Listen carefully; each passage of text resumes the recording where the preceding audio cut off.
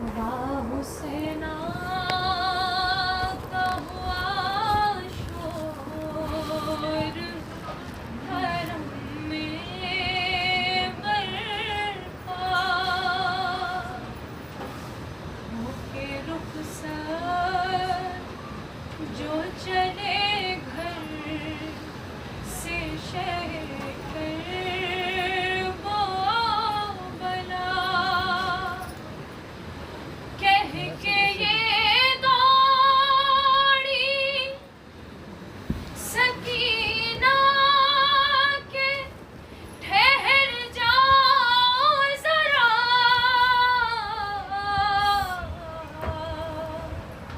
ایک بار اور مجھے گود میں لے لو بابا ایک بار اور مجھے گود میں لے لو بابا شہر بچی کا جو یہ حال پریشان دیکھا رو کے فرمایا کہ کیا حال میری ماں ہے رفا جوڑ کر ننھے سے ہاتھوں کو سکینہ نے کہا ایک بار اور مجھے گود میں لے لو بابا سوچتی ہوں کہ تماچے میں یہ مارے نہ کوئی گوشوارے میرے کانوں سے اتارے نہ کوئی وہم آتے ہیں میرے دل میں نہ جانے کیا کیا ایک بار اور مجھے گود میں لے لو بابا میں سمجھتی ہوں کہ یوں ہی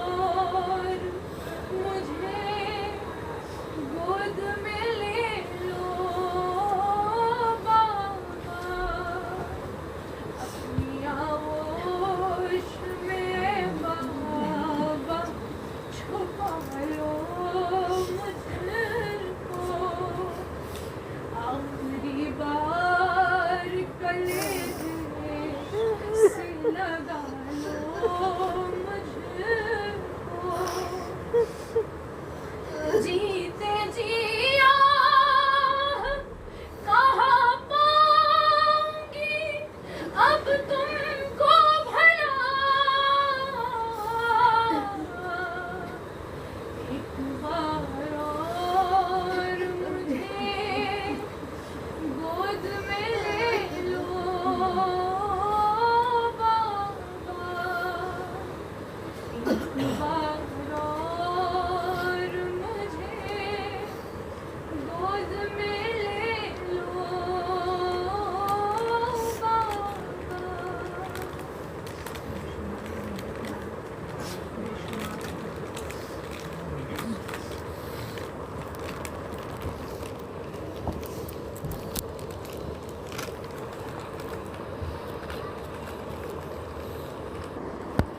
اعوذ باللہ من الشیطان الرجیم بسم اللہ الرحمن الرحیم رب اشرح لی صدری ویسر لی امری واحلل عقدۃ من لسانی یفقہوا قولی ولا حول ولا قوۃ الا باللہ العلی العظیم حسبنا اللہ ونعم الوکیل نعم المولا ونعم النصیر الحمد للہ رب العالمین بارئ الخلائق اجمعین فاطر السماوات والارضین والصلاۃ والسلام علی سید الانبیاء والمرسلین شفیع المذنبین انیس الفقراء والمساکین سیدنا و سندنا و حبیبنا و شفیع ذنوبنا و طبیب قلوبنا بالقاسم محمد اللہم صلی علی محمد وعلی آلہ وصحبہ سیدنا الطاہرین المعصومین المعصومین ولعنۃ اللہ دائمۃ الباقیۃ والدائم وقتلتهم اجمعین من الان الى قیام یوم الدین اما بعد فقد قال اللہ تبارک و تعالی فی کتابہ المجید والقرآن الحمید بسم اللہ الرحمن الرحیم کل نفس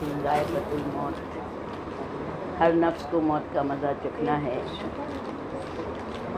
پروردگار کی حمد و ثنا کرتے ہیں۔ The Bluetooth device is ready to pair. مجلس میں نہ پڑھنا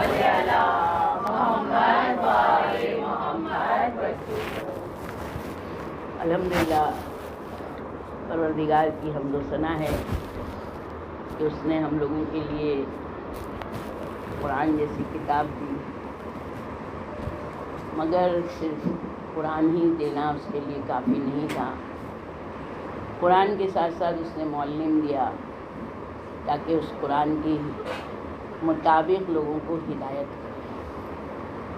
ہم حدیث ثقلین والے ہیں، الحمدللہ قرآن جو ہے تو وہ خود قصیدے گا رہا ہے محمد آل محمد علیہ السلام کے، اور محمد آل محمد علیہ السلام ہر وہ چیز ہم کو سکھا رہے ہیں جو قرآن میں موجود ہے۔ جس نے اس کو تسلیم کیا وہ خوشنودی پروردگار میں اس نے زندگی گزاری، اور جس نے اس کا انکار کیا وہ واصل جہنم ہوا۔ دنیا میں بھی وہ گمراہ ہے اور آخرت میں بھی وہ جہنمی ہے۔ تو ہم اس کا جتنا بھی شکر ادا کریں کہ اگر اس نے قیامت رکھی ہے تو ظاہر میں قیامت کو کوئی انسان قیامت کو بیان نہیں کر سکتا، کیونکہ قیامت جب تک ہوگی نہیں جب تک کہ بیان نہیں کر سکتا۔ مگر چونکہ رسول اللہ نے کہا قیامت ہے، حساب اور کتاب ہے، موت سے لے کے جنت اور جہنم میں جانے تک کا سفر جو سب سے زیادہ سخت ترین سفر ہے، وہ انسان اپنا ہی تنہائی میں سفر کرتا ہے، مگر اس سفر کا تعلق اس زمانے سے ہے، اس زندگی سے ہے۔ یہ زندگی ہماری آخرت کی کھیتی ہے، جو ہم نے زندگی میں بویا ہے وہ آخرت میں کاٹیں گے۔ ہر نفس کو موت کا مزہ چکھنا ہے۔ جس نے اپنی ماں کا شکم دیکھا ہے اس کو قبر دیکھنا ہے، اور قبر اتنی ہلکی پھلکی جگہ نہیں ہے۔ سب سے بڑی چیز ہے کہ اللہ نے جو ہم کو نعمت دی ہے محمد آل محمد علیہ السلام کی ولایت دی ہے۔ ایک صلوات بھیجتے ہیں، اللہم صلی علی محمد وجہ سے ہماری موت بھی آسان ہوتی ہے، قبر کی منزلیں بھی آسان ہوتی ہیں، ہماری برزخ بھی آسان ہوگی، مگر اس کے بھروسے ہم کو گناہ نہیں کرنا ہے، کیونکہ ہماری شفاعت قبر میں نہیں ہوگی، برزخ میں نہیں ہوگی، ہماری شفاعت بالکل قیامت میں ہوگی، آخری منزلوں میں ہوگی۔ امام خود کہتے ہیں ہمارے لیے زینت کا سبب بنو، ذلت کا سبب نہیں بنو۔ تو یقیناً معصوم کی حدیث ہے کہ اگر تم ہم سے محبت کرتے ہو، ہماری ولایت پر عقیدہ رکھتے ہو، تو ایسے عمل انجام دو کہ مرنے کے وقت تمہارا عقیدہ سلامت رہے۔ یعنی عقیدے پر انسان پیدا ہو گیا، عقیدے پر زندگی جی رہا ہے، تو وہ انسان اپنے کو بیدار رکھے کہ جس طرح سے ہم کو ولایت کا عقیدہ ملا ہے، یہ ولایت کا عقیدہ ختم بھی ہو سکتا ہے، زائل بھی ہو سکتا ہے، یہ چھینا جا سکتا ہے۔ اور اس کی کیا سبب ہے؟ کیا ولایت کا عقیدہ اگر انسان اس پر موت نہیں ہوئی ہے تو ظاہر سی بات ہے کہ موت کے بعد کا سفر تو ولایت پہ ہے۔ تو چونکہ جب ہم عقیدے پہ ہی نہیں تھے، مرنے والا ہی جانتا ہے کہ وہ کس عقیدے پہ مر رہا ہے۔ مگر دیکھیں مرحوم کی کچھ صفات دیکھتے ہیں۔ مرنے والا جس کی آج مجلس میں بیٹھے ہیں، بہترین اخلاق والا، آج لوگ جو اس کو یاد کر رہے ہیں تو اخلاق کی بنا پر۔ کوئی کسی کو پیسے نہیں بانٹتا ہے، کوئی کسی کو پراپرٹی نہیں بانٹتا ہے، صرف ایک زبان ہے انسان کی کہ جو انسان کو اچھائیاں بھی بتاتی ہے اور برائیاں بھی۔ پہلی چیز بہترین اخلاق ہونا چاہیے جس میں منافقت نہ ہو، سب سے بڑی چیز ہے۔ دوسری چیز ہے محمد آل محمد علیہ السلام سے محبت کرنا۔ اللہم صلی علی محمد و آل محمد۔ تو مرنے والا بہترین عزادار بھی تھا، چاہے دکھائی نہیں دیتا تھا مگر نوحہ پڑھنے کا بڑا شوق، مجلسوں میں جانے کا بڑا شوق، دعائیں کروانے کا بڑا شوق۔ انسان جب یہ سارے عمل کرے گا تو حل جزاء الاحسان الا الاحسان، احسان کا بدلہ بہترین انسان کا۔ تمہارے امام کسی کا کچھ رکھتے نہیں ہیں، امام ہمارے لیے وہ ساری چیزیں جو کوئی کچھ نہیں کرتا ہے، امام اس سے بہت کچھ درگزر کرتے ہیں۔ تو جب کچھ تھوڑا بہت انسان کرے گا، ہم جو حق ہے وہ تو نہیں ادا کرتے ہیں، مگر جو ہم کر رہے ہیں الحمدللہ اس سے ہم لوگ تھوڑا مطمئن ہیں۔ ہماری دلوں کی ڈھارس ہے صرف اور صرف شاردہ معصومین کی ولایت۔ یعنی یہ ہمارے لیے سمجھ لیں، جس وقت شاردہ معصومین کی سوانح حیات دیکھتے ہیں تو ان کو کبھی موت کا خوف نہیں ہوا، ورنہ انبیاء علیہ السلام بھی موت سے گھبراتے تھے۔ موت یقینی چیز ہے، ہم سب جانتے ہیں موت یقین ہے اور مرنا ہے سب کو، مگر پھر بھی ہم مجلس میں بیٹھے ہیں، جب تک کہ سنیں گے بہت سوچیں گے ہاں صحیح بات ہے مرنا ہے، ادھر ہم نے مجلس سے ہٹے، ہم دنیا داری میں آ گئے، جبکہ موت یقینی ہے۔ ہو سکتا ہے آج ہم بیٹھے ہیں، کل ہم بھی مرحوم کی فہرست میں ہوں، مگر امیدیں بہت لگائے ہوئے ہیں، بہت ساری خواہشیں ہم لوگ رکھتے ہیں۔ بہرحال جس وقت جناب ابراہیم علیہ السلام جو اللہ کے خلیل ہیں، خلیل اللہ نے اپنا دوست بنایا، جناب ابراہیم جیسے پیغمبر بھی جس وقت ملک الموت آئے، دیکھا کہ اسرائیل کیسے آنا ہوا، کہا کہ ابراہیم آپ کو لینے آیا ہوں، آپ کا وقت ہو گیا۔ کہاں میرا وقت ہو گیا، تم نے بتایا نہیں، بتا دینا چاہیے تھا تو میں تیاری کرتا۔ کہا تم کو تو بتایا تھا، بیدار تو کیا تھا۔ کہا نہیں مجھے نہیں پتہ چلا۔ کہا ابھی کچھ دن پہلے تمہارے بازو میں موت نہیں ہوئی تھی، تم اس میں گئے نہیں تھے تشییع جنازہ میں؟ کہاں۔ تو جب انسان کسی کے تشییع جنازہ میں جائے تو یہ سوچ لے کہ وہ کوئی اور انسان نہیں، وہ میں ہوں، اور جب وہاں سے اپنے گھر آئے تو یہ سوچ کر آئے کہ مجھے اللہ نے دوسری زندگی دی ہے، جو کوتاہیاں میں اس زندگی میں کر چکا ہوں اب دوبارہ ان کوتاہیوں سے دور رہوں۔ یعنی انسان بیدار ہو جائے، تیار ہو جائے، کیا پتہ کب اس کی بلاوا آ جائے اور وہ چلا جائے۔ تو جناب ابراہیم علیہ السلام کہتے ہیں اسرائیل کبھی دوست کو ناراض کرتا ہے، ابھی میں نہیں جانا چاہتا ہوں۔ جناب اسرائیل چلے گئے، پروردگارا تیرا خلیل اس کی مرضی نہیں ہے، وہ بھی نہیں آنا چاہتا ہے۔ پروردگار نے کہا جاؤ اور کہہ دو ابراہیم سے کہ ایک دوست سے ملاقات کرنا چاہتا ہے۔ کیا تم دوست سے ملاقات نہیں کرنا چاہتے؟ تمنا نہیں ہے دوست سے ملاقات کی؟ اب جب آئے ملک الموت تو کہا پروردگار کہہ رہا ہے ایک دوست سے ملاقات کرنا چاہتا ہے، کہا لو میری روح قبض کر دو۔ تو دیکھیے جناب ابراہیم جیسے پیغمبر جب موت سے ڈرتے تھے، حالانکہ موت سے ڈرنا نہیں تھا، بس وہ دنیا میں رہ کے اور توحید کو پھیلانا چاہتے تھے۔ مگر جناب ابراہیم علیہ السلام نے کہا اسرائیل یہ بتاؤ کہ تم جب روح قبض کرتے ہو، کیونکہ سب سے زیادہ اگر فرشتوں میں کوئی مطیع و فرما بردار تھا تو وہ اسرائیل علیہ السلام تھے۔ اتنے زیادہ مطیع و فرما بردار تھے، جب اللہ نے ان کو حکم دیا تھا تو جبریل علیہ السلام، میکائیل علیہ السلام، اسرافیل علیہ السلام اس میں فیل ہو گئے تھے، مگر اسرائیل پاس ہو گئے۔ کہا بس میں نے تم کو لوگوں کی روح قبض کرنے کا کام کیا۔ کہا پروردگارا میں نے تیری خوشنودی میں اتنا بہترین کام کیا اور تم مجھے ایسا کام دے رہا ہے؟ کہا نہیں، تم روح قبض کرو گے، کہا لوگ مجھ سے ڈریں گے؟ کہا کہ نہیں، کافر ڈریں گے، مشرک ڈریں گے، منافق ڈریں گے، مومن نہیں ڈرے گا۔ مومن کی تم روح قبض کرو گے، مومن نہیں ڈرے گا۔ اور پھر اللہ نے مومن کی اور کافر کی روح کس طرح فرق رکھا۔ آج ہم کافر کو دیکھتے ہیں، بہت دولت ہے، سونا ہے، چاندی ہے، پراپرٹی ہے، عیش و آرام ہے۔ ہر وہ انسان جو دنیا میں ملوث ہے، اللہ نے اس کو بے انتہا دیا ہے۔ کیوں دیا ہے؟ تاکہ اللہ کہہ دے کہ میں نے جو تو نے اچھائیاں کی میں نے سب دنیا میں دے دی، آخرت کے لیے تیرے پاس کچھ نہیں۔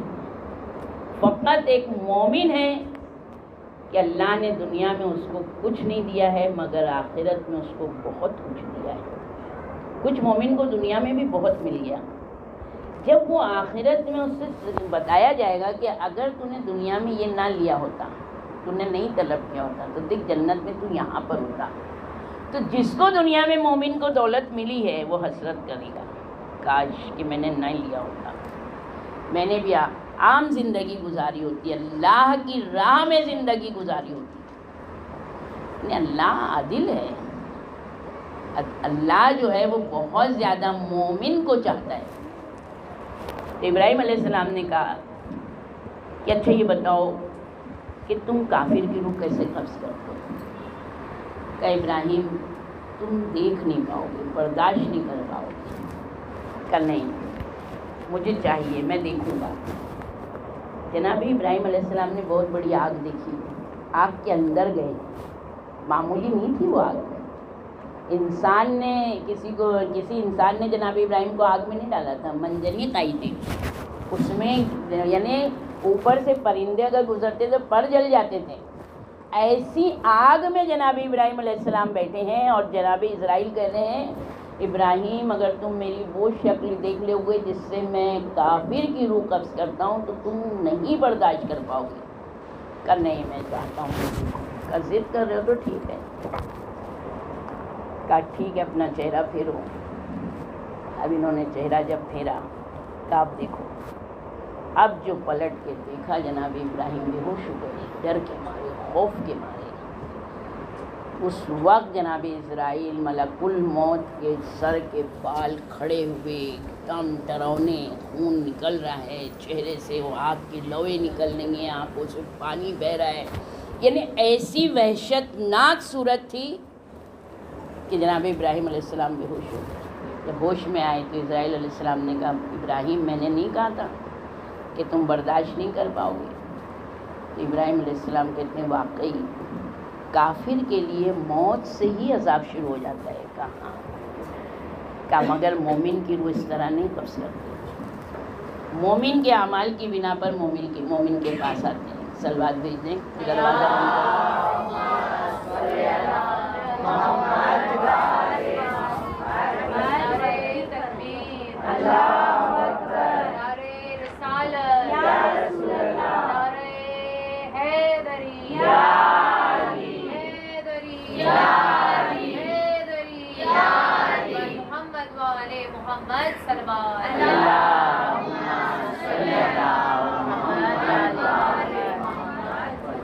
مرنے والے بیمار ہوتے ہیں، ہم لوگ دعائیں کرتے ہیں. ہاسپٹل میں ایڈمٹ ہوتے ہیں، ہم لوگ دعائیں کرتے ہیں. اللہ نے ہم لوگوں کو بہترین ذریعہ دیا ہے ہر چیز سے نجات کا. دعا موت کو بھی ٹال دیتی ہے. 2 موتیں ہوئی ہیں 26 رمضان اور 27 ماہ رمضان، اور دونوں بیمار، اور دونوں کے لیے دعائیں ہوئیں. دونوں واپس آئے ہاسپٹل سے. مگر اتفاق ہے چونکہ اس ماہ رمضان میں ان کو جانا تھا تو دعاؤں کے ذریعے واپس آ گئے، تاکہ لوگ یہ نہ کہیں کہ اتنی دعائیں کی تھی اللہ نے نہیں سنی. دعا میں اثر ہے، مرتا ہوا واپس آ جاتا ہے. تو ایک اجل موقوف ہے اور ایک اجل مسمى ہے. جس وقت دعائیں کی اللہ نے ٹال دی موت، نہیں ابھی نہیں. مگر چونکہ اس کا وقت ختم ہو چکا ہے تب اس کو تو جانا ہے.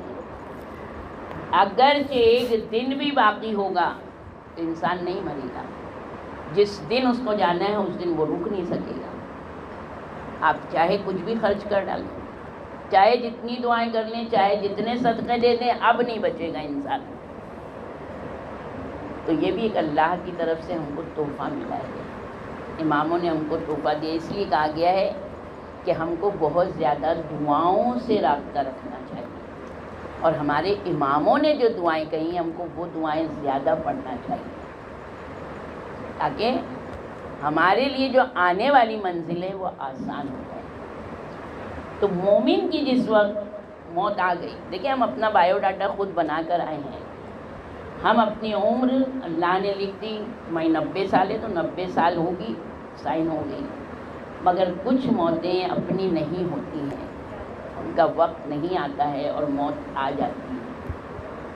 یہ ہماری سب سے زیادہ قطع رحمی کی وجہ سے موت جلدی آتی ہے. کسی کا حق چھین لینے سے موت جلدی آتی ہے، کسی کے ساتھ برا کرنے سے موت جلدی آتی ہے. موت جلدی آنے کے ہم ہی اسباب پیدا کرتے ہیں، اور زندگی بڑھانے کے بھی ہم ہی اسباب کرتے ہیں. مگر جس وقت آ گئی مومن کی، اب مومن، اب چاہے مومن ہو چاہے کافر ہو، سکرات ہوتی ہے. بہرحال ہم لوگ مومن کی سکرات پڑھیں گے. سکرات ہے کیا چیز؟ کوئی انسان 2-2 3-3 دن سکرات میں رہتا ہے. دیکھیں اگر جب انسان نے دنیا کی کسی چیز سے ایسی محبت کی ہے کہ جسے وہ چھوڑتے ہوئے راضی نہیں ہے، چاہے اس کی اولاد ہو، چاہے گھر ہو، چاہے کوئی قیمتی چیز ہو، اگر وہ اس سے محبت کرے گا تو اس کی موت سخت ہو جاتی ہے.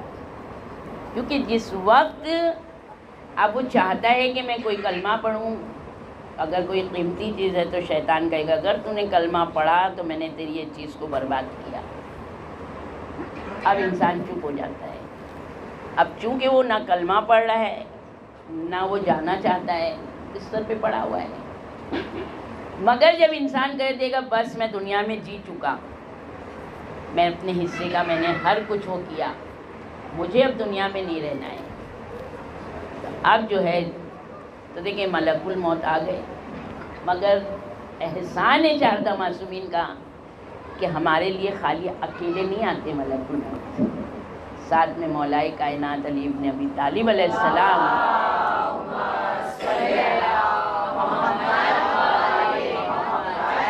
اور رسول اللہ ساتھ میں ہوتے ہیں. یہ 3 ہستیاں پہلے آتی ہیں، پھر ہمارے 11 امام ہوتے ہیں. علی علیہ السلام کہتے ہیں یا رسول اللہ یہ مجھے دوست رکھتا تھا، یہ مجھ سے محبت کرتا تھا، یہ میری ولایت پر عقیدہ رکھتا تھا، میں چاہتا ہوں اس کی روح آسانی سے قبض کرے. تو رسول اللہ کہتے ہیں اسرائیل اس کی روح آسانی سے قبض کرنا. ملک الموت مرنے والے سے کہتے ہیں گھبراؤ نہیں، کیونکہ تم وقت پہ نماز پڑھتے تھے اس لیے میں نے تم کو دوست بنایا. کیا دوست کو تکلیف دے سکتا ہے؟ تو اس طرح بتایا گیا ہے کہ مومن کی روح ایسے قبض ہوتی ہے جیسے پھول سے خوشبو نکلتی ہے. اب سوچیں یہ پھول سے خوشبو نکلتی ہے، اس طرح مومن کی روح قبض ہوتی ہے. مگر اس سے پہلے رسول اللہ ملک الموت سے کہتے ہیں اس کو جب آستے سے اس کی روح قبض کرنا، تو ملک الموت کہتا ہے کہ دیکھو اوپر دیکھو. مرنے والے کی آنکھیں آسمان کی طرف ہو جاتی ہیں کیونکہ سارے جنت کے دریچے کھل جاتے ہیں. اس کو اس کا مکان، اس کا قلعہ بتایا جاتا ہے، اس کا محل بتایا جاتا ہے. دیکھو یہ ہے، یہ امام کے بازو میں تمہارا ہوگا، یہاں پر تمہارا یہ ہے، اتنی بلندی ہوگی، یہ درجہ ہوگا. اب جب دیکھتا ہے نا انسان تو کہتا ہے کہ تم جاؤ گے تو وہاں رہو گے.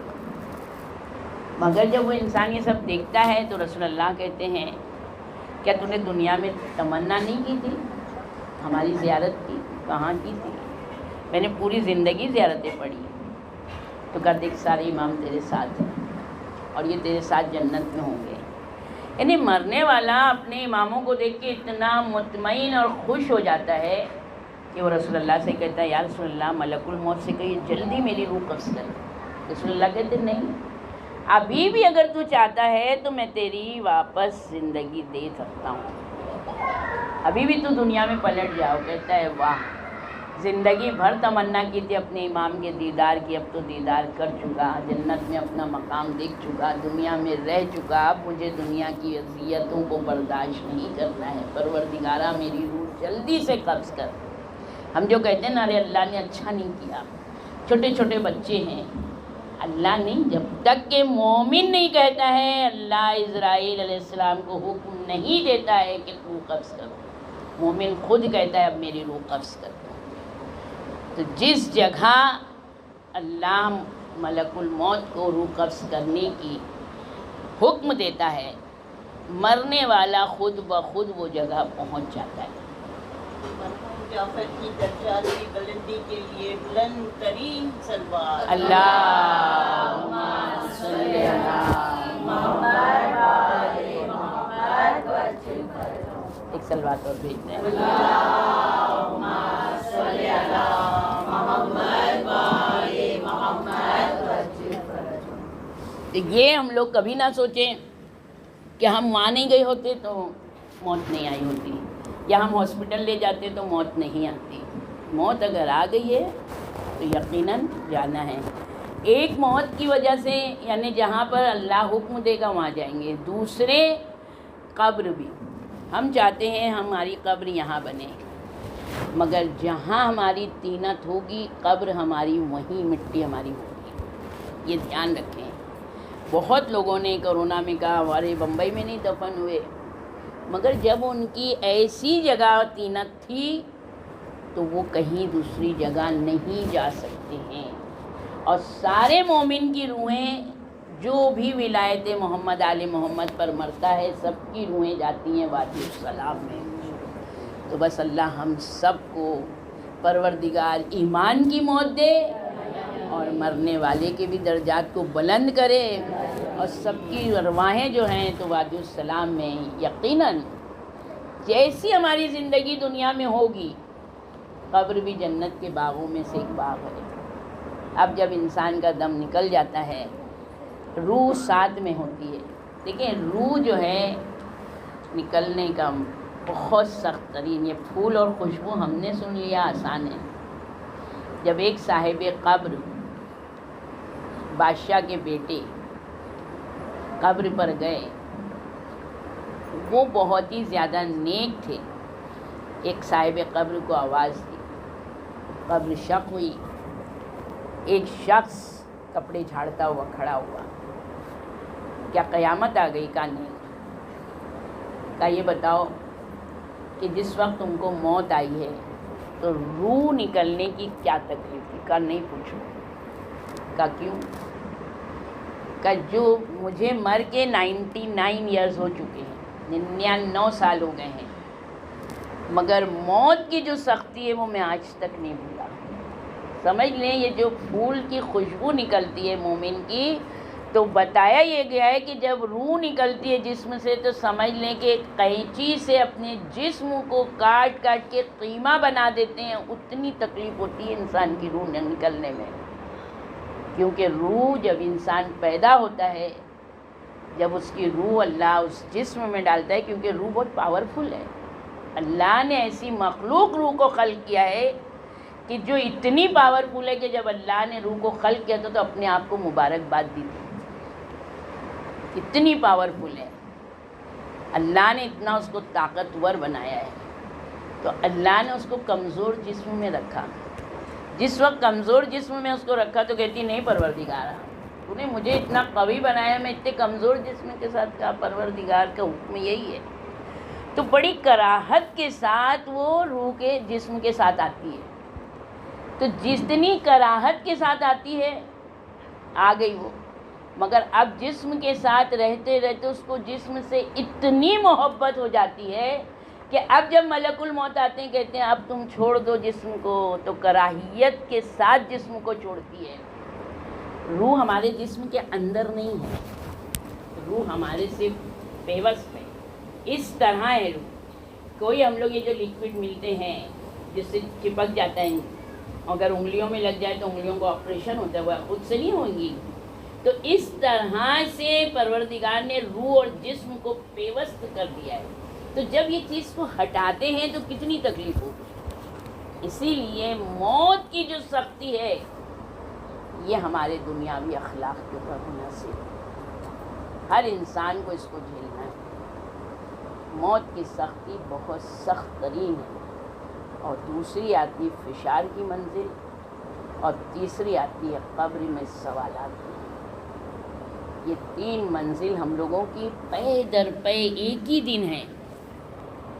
تو ہم کو پھر کیسے زندگی جینا چاہیے، کون سے عمل کرنا چاہیے جس سے ہماری یہ زندگی بہترین زندگی بنے. کیا بہت زیادہ دعائیں پڑھ لینے سے ہماری زندگی ایسی بن سکتی ہے؟ بہت زیادہ قرآن پڑھ لینے سے ہماری یہ زندگی بن سکتی ہے؟ بہت زیادہ نمازیں پڑھ لینے سے ہماری ایسی زندگی ہو سکتی ہے؟ کیا کہیں لکھا ہے کہ سارے نمازی جنت میں جائیں گے؟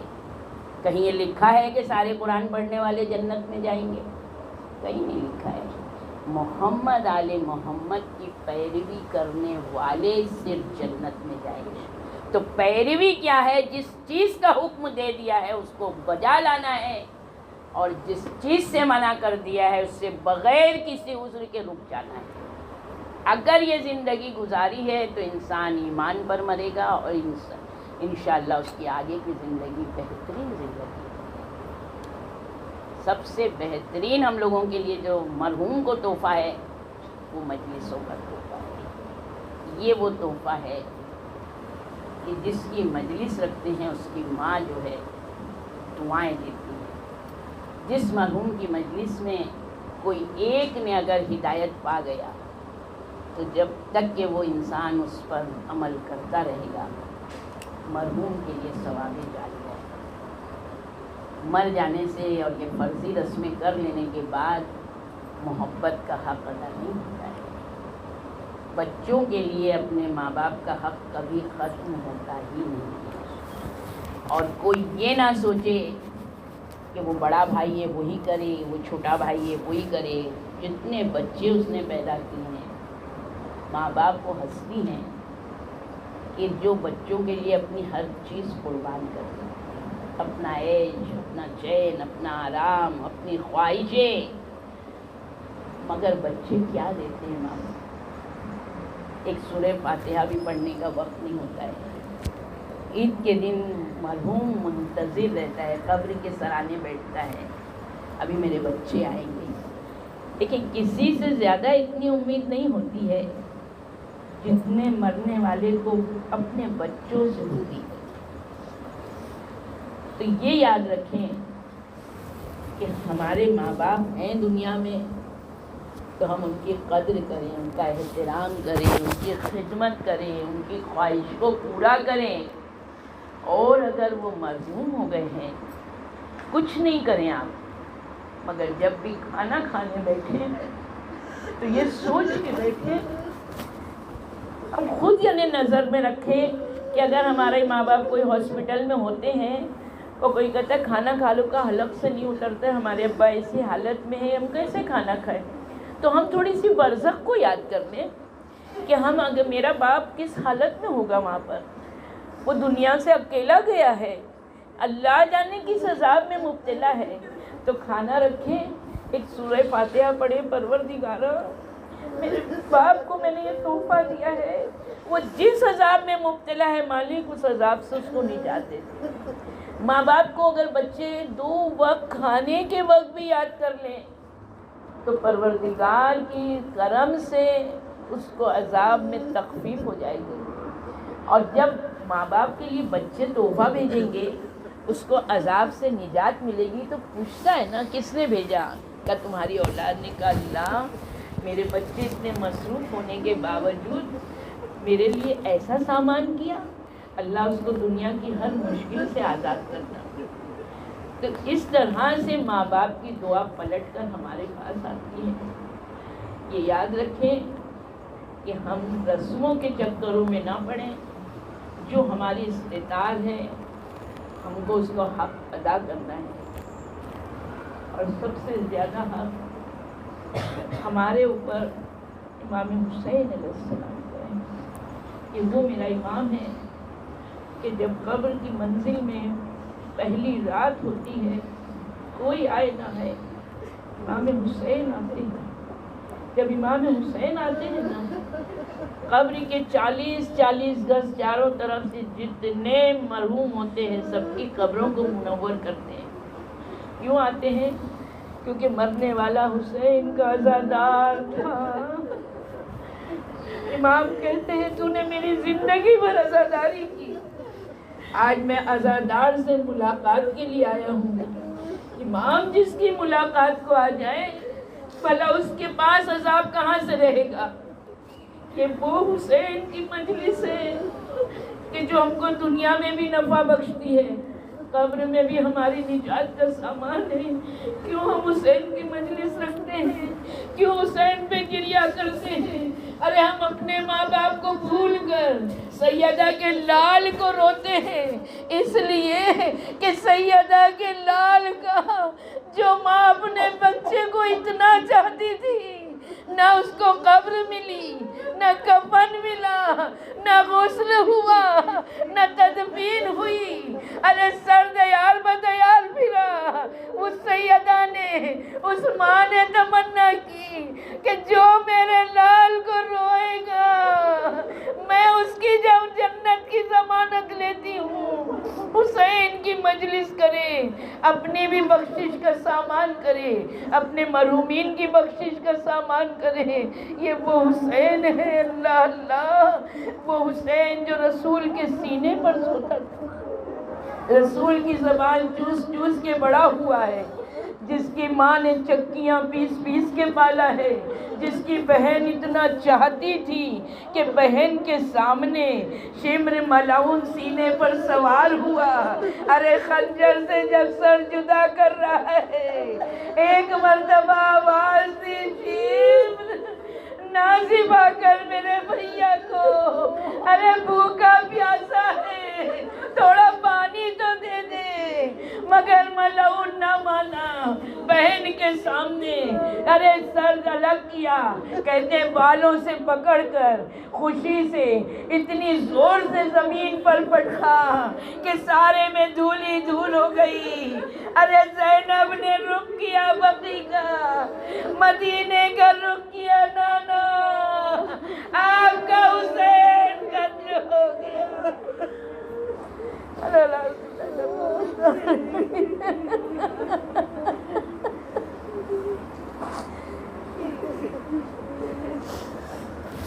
سیعلم الذین ظلموا ای منقلب ینقلبون۔ پروردگارا ہماری مجلس ماتم